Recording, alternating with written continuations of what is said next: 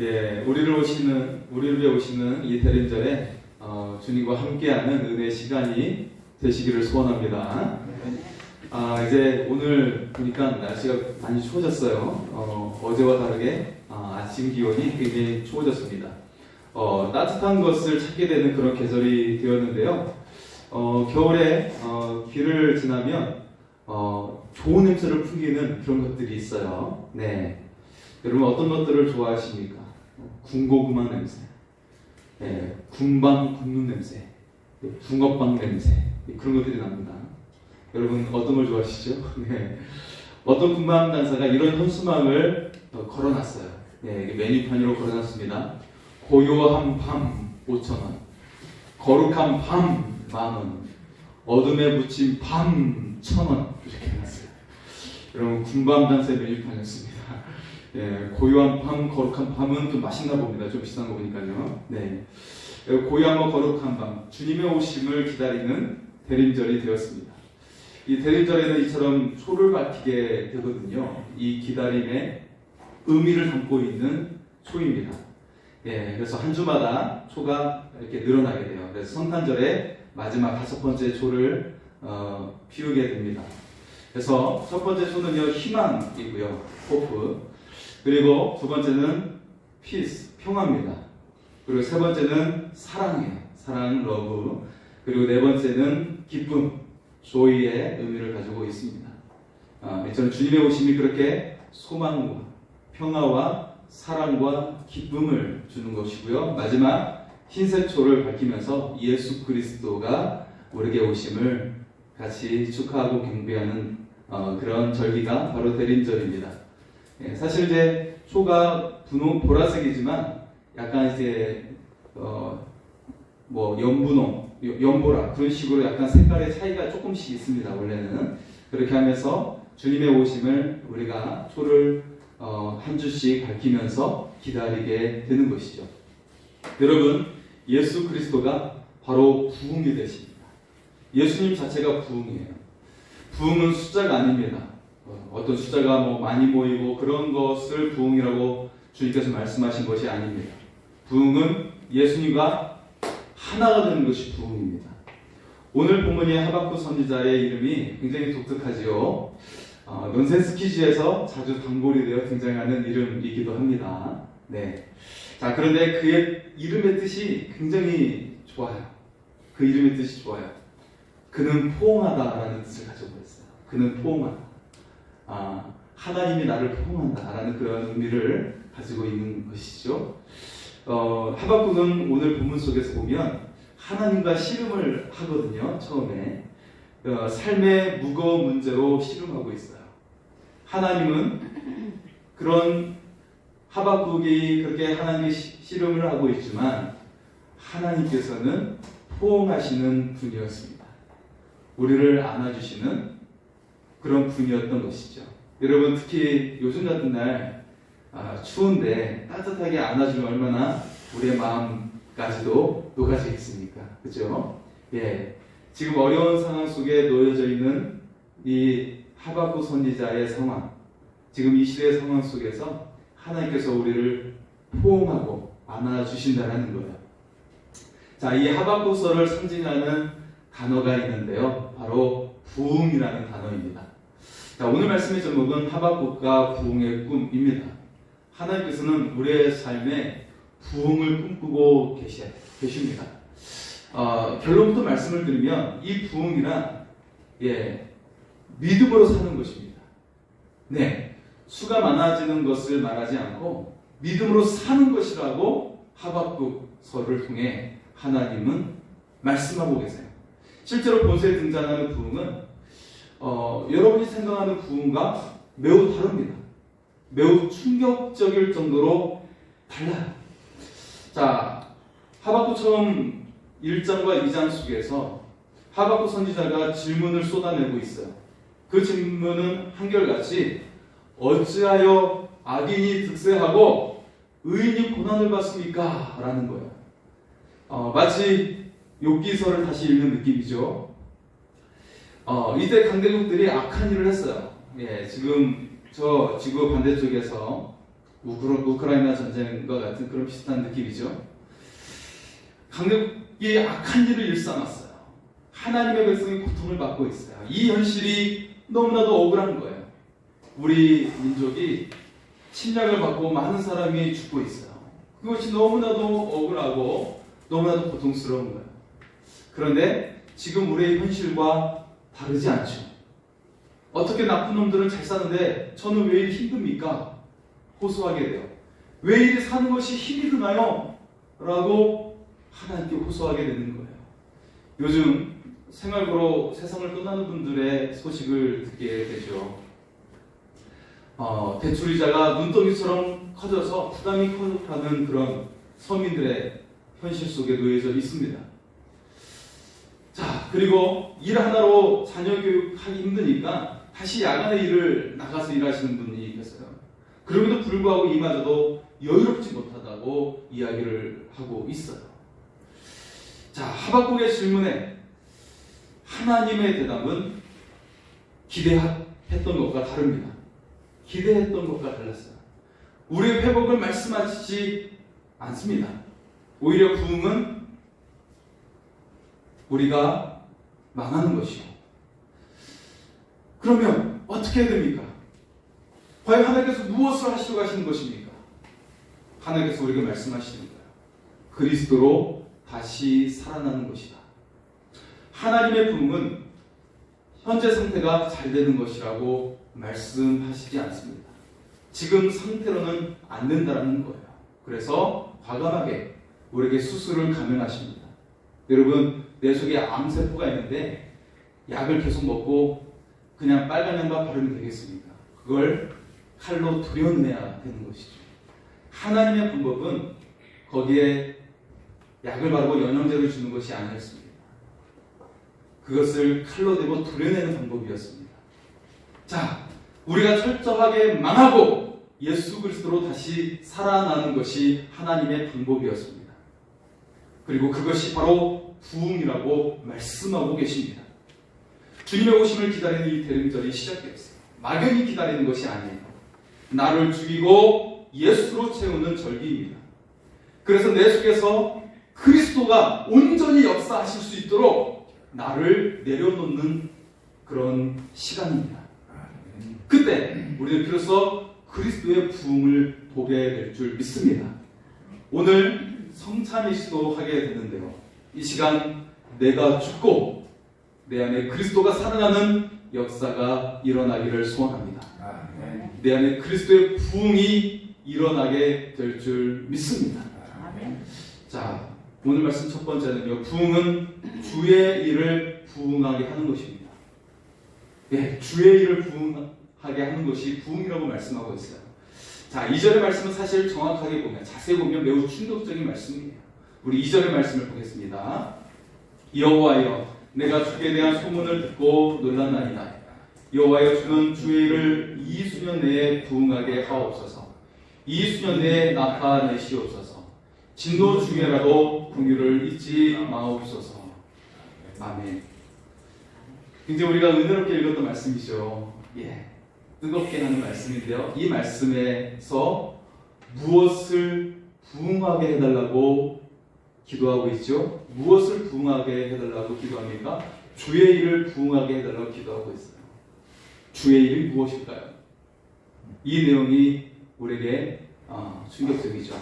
그것은 내 조국 유다가 멸망하고 우리 조국을 멸망시킨 원수인 바벨론도 멸망하게 되는 것입니다. 주의 일에는 원수인 바벨론의 멸망뿐만 아니라 유다의 멸망도 들어있어요. 하박국이 주께 대한 소문을 듣고 놀랐다고 말하고 있죠. 그것은 바벨론이 내 조국의 심판의 도구로 사용된 것에 대해 놀라게 된 거예요. 한때 히스기야 왕 때는 같이 우호적으로 친교했던 나라인데, 동맹국가였는데, 근데 그 나라가 지금 우리에게 억압하고 있는 아수르 제국을 무너뜨리고 우리 조국까지도 무너뜨린다는 거예요. 이 소식을 듣고 놀란 거예요. 그래서 좀 뒤에 보면 16절에는 내가 들었으므로 내 창자가 흔들렸고 내 입술이 떨렸도다라고 말을 하고 있죠. 유다의 멸망을 환상으로 듣고 매우 두려워하고 있는 거예요. 사실 이 하박국의 예언이 있은 후에, 이 하박국이 쓰여지기 몇 년 후에 10년이 채 가지도 않아서 바벨론의 느부갓네살이 유다를 멸망시킵니다. 예루살렘 성전을 무너뜨립니다. 유대인들은요, 나라가 망할 수 있다고 그것은 생각을 해요. 그것은 받아들입니다. 그런데 성전이 무너지면 모든 것이 끝났다라고 생각을 했어요. 왜냐하면 하나님만 계시면 다시 일어설 수 있다라고 믿었기 때문이죠. 그 상징이 예루살렘의 성전이었어요. 그런데 그 성전이 느부갓네살에 의해서 완전히 파괴가 되죠. 자, 하지만 이 하박국서에 하나님께서 하시는 말씀은 무엇입니까? 비록 성전이 무너질지라도 오직 의인은 하나님을 믿는 믿음으로 산다라는 거예요. 이것이 부흥이라고 말씀하고 있습니다. 자, 2장 4절의 말씀을 보겠습니다. 2장 4절입니다. 보라, 그의 믿음은 교만하며 그의 마음은 교만하며 그 속에서 정직하지 못하나 의인은 그의 믿음으로 말미암아 살리라. 아멘. 여러분, 구약에서 믿음이라는 단어가 유일하게 이곳에 한 번 나옵니다. 예, 믿음이라는 단어가 여기 한 번 나오는데요. 좀 이상하죠? 이제 너희가 성전에 매여 있는, 그래서 나의 삶은 따로 살고 있고 성전에만 하나님이 갇혀 있다라고 이제 생각하는 것이 아니라 이제는 우리의 모든 삶 가운데 믿음으로 살아야 한다. 구원의 사람은, 의인은 믿음으로 말미암아 살리라 라고 말씀하고 있는 것입니다. 너희가 부흥을 원하느냐? 오직 믿음으로 사는 것이 부흥이라고 말씀하고 있습니다. 사실 하박국은 선지자들 가운데 우리가 소선지자가 12명의 선지자가 나오고요. 그리고 그 앞에 이사야, 예레미야, 에스겔, 다니엘 선지자가 있었어요. 그런데 이 구약에 있는 선지자들이 많은 선지자가 나오는데도 불구하고 하나님께 따졌던 선지자는 유일하게 한 명 있어요. 그 선지자가 바로 하박국 선지자예요. 하나님께 사실 앞에서 계속 따지고 있는 거였어요. 그 질문은 하나님께 따지는 겁니다. 유다가 하나님을 떠났어요. 하나님이 아니라 사람들을 더 의지했던 거죠. 세상에 취해 있었어요. 결국 유다가 바벨론에게 망하게 된다는 거예요. 바벨론이 하나님의 심판의 도구가 되었던 것이죠. 하지만 이 바벨론도 하나님께서 보복하시겠다고 말씀하십니다. 자, 이처럼 죄를 지었던 유다가 망하고 그리고 그 원수인 바벨론이 망하는 것, 이것이 바로 주의 일입니다. 주의 일, 유다의 멸망에 들어있기 때문에 하박국은 진노 중에라도 긍휼을 잊지 마옵소서라고 간구하고 있는 거예요. 부흥은 우리가 원하는 대로 되지 않을 수 있어요. 내 기도대로 되지 않을 수도 있습니다. 부흥은 우리가 바라던 것, 좋아하던 것을 내려놓을 때 온다라고 말씀하고 있습니다. 오직 하나님을 믿는 믿음으로 부흥이 온다고 말씀하고 있는 것입니다. 우리가 내 삶 속에 주의 일이 이루어지게 하소서. 오직 믿음으로 살아갈 수 있도록 기도하며 나아가는 하나님의 사람이 되기를 소원합니다. 두 번째는요, 부흥은 내 삶의 그리스도가 주인이 되는 것입니다. 요즘 월드컵의 열기가 뜨거운데요. 저는 사실 경기를 본 적은 없습니다. 아직 한국전도 있었음에도 불구하고. 자, 다만 저는 한 기사를 보고 매우 놀라게 되었는데요. 사우디아라비아가 아르헨티나를 그 경기에서 승리하는 이변이 일어났다는 소식이었어요. 자, 이것은 한마디로 한 2등이라고 해야 될까? 2등과 50등의 대결이죠. 예, 한 2등과 50등의 대결이에요. 누가 이기겠습니까? 2등이 이기겠습니까? 50등이 이기겠습니까? 예, 이 대결에서 사우디아라비아가 50등 정도 되는데, 한 54위 정도 되는데 이겼다라는 거예요. 아르헨티나는 우승 후보였습니다. 네, 놀라운 소식이었는데, 그런데 저는 그 소식보다도 또 다른 소식은 그 경기에서 사우디아라비아의 한 선수가 부상을 입었는데 이때 사우디의 왕세자 무하마디 빈살만이 등장을 해요. 그가 이 부상당한 선수를 위해서 개인의 제트기를 태워서 독일에 호송하여 치료받게 해줬다라는 이야기예요. 예, 얼마나 놀랍습니까? 이 부상당한 선수를 위해 나의 그 개인 비행기를 내줘서 독일에 보내서 치료받게 해줬다는 이야기. 얼마나 놀랍습니까? 이 소식을 듣고 감동해서 이 한 사람을 위해서. 네, 여러분, 우리의 지도자가 누구인지가 참 중요합니다. 우리는 예수 그리스도가 나의 왕이 되신 줄 믿습니다. 빈살만보다 더 멋지고 더 많은 것들을 가지고 계신 분, 더 능력이 많으신 예수 그리스도가 우리의 왕 되심을 고백하며 나가기를 소원합니다. 아멘.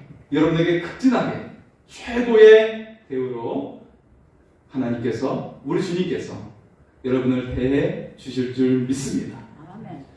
자, 하나님 우리에게 진정한 부흥에 대해 소개를 하고 있습니다. 그것은 바로 내 삶의 그리스도가 주인이 되는 것입니다. 우리 3절과 4절의 말씀을 보겠습니다. 이 말씀에서 셀라는 음악 기호이기 때문에 읽을 필요가 없습니다. 그래서 가로는 건너뛰시고요. 같이 읽겠습니다. 하나님이 대만에서부터 오시며 거룩한 자가 바라산에서부터 오시는도다. 그의 영광이 하늘을 덮었고 그의 찬송이 세계에 가득하도다. 그의 권명이 햇빛 같고 광선이 그의 손에서 나오니 그의 권능이 그 속에 감추어졌도다. 아멘. 자, 본문 속에 지명이 등장하죠. 대만은 에돔의 도시고요. 그리고 바란산은 시내산과 에돔 사이에 있는 그런 산이 많은 지역인데요. 마치 시내산에서 계시를 받은 모세를 통해 출애굽하신 사건을 기억하게 하는 그런 내용입니다. 곧 이 말씀 속에서 하나님과 언약을 맺은 백성을 드러내고 있는 거예요. 대만, 바란산 이것을 통해 시내산에서 언약을 맺은 백성에 대해 말씀을 하고 있는 것이죠. 그런데 이 하나님의 언약의 절정은 바로 예수 그리스도입니다. 우리를 완벽하게 구원하시고 그리고 우리와 함께 하여 주십니다. 우리 주님께서 우리의 대적을 무찌르십니다. 모든 악한 권세를 무릎 꿇게 하십니다. 그리고 주의 영광과 권능으로 우리와 함께 하십니다. 우리의 싸움은 주님께서 대신 싸워주시고 우리에게는 주의 영광으로 주의 권능으로 우리를 덮어주십니다. 여러분, 대림절에 예수님께서 우리에게 영광을 주시게 오십니다. 완벽한 구원을 주시게 오십니다. 그런데 그 주님께서 어떻게 오세요? 어떤 모습으로 오고 계시죠? 아기 예수로 오십니다. 우리를 위해 가장 연약한 자의 모습으로 오세요. 그리고 가장 가난한 모습으로 오셨지요. 말구 위에서 태어나셨어요. 그리고 돌아가신 것도 십자가, 가장 비참한 십자가에서 돌아가셨어요. 왜요? 우리가 이처럼 연약하고 이처럼 비참한 인생이라는 것을, 우리의 모습을 보여주고 있는 것입니다. 우리가 당할 고난을 주님이 대신 당하신 것입니다. 고난은 주님이 대신 당하시고 우리에게는 영광을 주신 것입니다. 우리의 영광을 위해 대신 낮아지신 것입니다. 대신 죽으신 것입니다. 여러분, 많은 사람이 인생을 피곤하게 걸어가고 있어요. 그런데 나에게 멋진 말이 있다면 그 말에 나의 몸을 맡기고 그러면 우리는 빠르고 편하게 갈 수 있지 않겠습니까? 그런데 그 멋진 말이 있음에도 불구하고 그 옆에서 그 말의 고삐를 붙잡고 지친 다리로 걸어간다면 여러분 어떻게 하시겠어요? 그 인생이 어떻게 되시겠어요?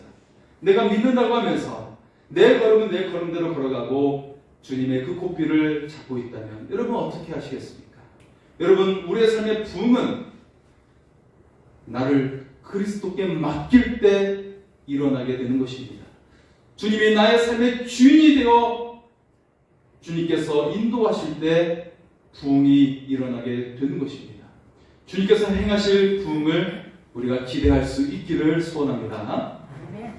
자, 그리고 부흥은요, 그리스도의 장성한 분량까지 자라는 것입니다. 신약성경의 에베소서의 말씀을 통해서 부흥의 진정한 목표에 대해서 우리에게 말씀을 하고 있어요. 하나님께서 기대하시는 건강한 교회의 모습이 무엇인지, 또 부흥의 목표로 삼아야 할 모습이 무엇인지 우리에게 말씀하고 있습니다. 우리 에베소서 4장 12절 말씀을 보겠습니다. 에베소서 4장 12절입니다. 이는 성도를 온전하게 하여 봉사일을 하게 하며 그리스도의 몸을 세우려 하시니라. 아멘. 이 말씀 속에 두 가지 목표가 들어가 있는데요. 첫째는 성도들이 봉사의 일을 하는 것입니다. 영어로 보면 미니스트리입니다. 사역이죠. 성도들로 하여금 교회의 사역을 감당하도록 사역자로 세우는 것입니다. 이것이 바로 교회가 본래적인 모습이라는 의미입니다. 평신도 한 사람 한 사람이 사역의 주체로 서서 감당해 나가는 것이 교회의 정상적인 모습이라고 말씀하고 있습니다. 모든 성도들이 적극적으로 사역에 참여하는 것이 바로 교회의 아름다운 모습, 진정한 교회의 모습이라고 말씀하고 있는 거예요. 우리가 다음에 우리 교회의 목표는, 올해는 우리 교회의 목표가 무엇이었죠? 하나님의 꿈을 이루는 교회였어요. 하나님의 꿈은 바로 영혼을 구원하는 것입니다. 그래서 내년도의 표현은요, 영혼을 사랑하며 선교의 삶을 이루자입니다. 우리의 삶이 선교의 삶이에요. 이것이 바로 하나님의 꿈입니다. 그리고 예수님이 오신 목적이에요. 우리를 구원하신 목적이 바로 우리가 선교의 삶을 사는 거예요. 영혼을 사랑하면서.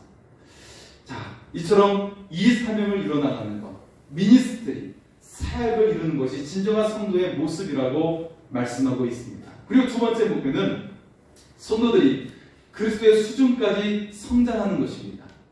자, 우리 에베소서 4장 13절의 말씀을 보겠습니다. 4장 13절입니다.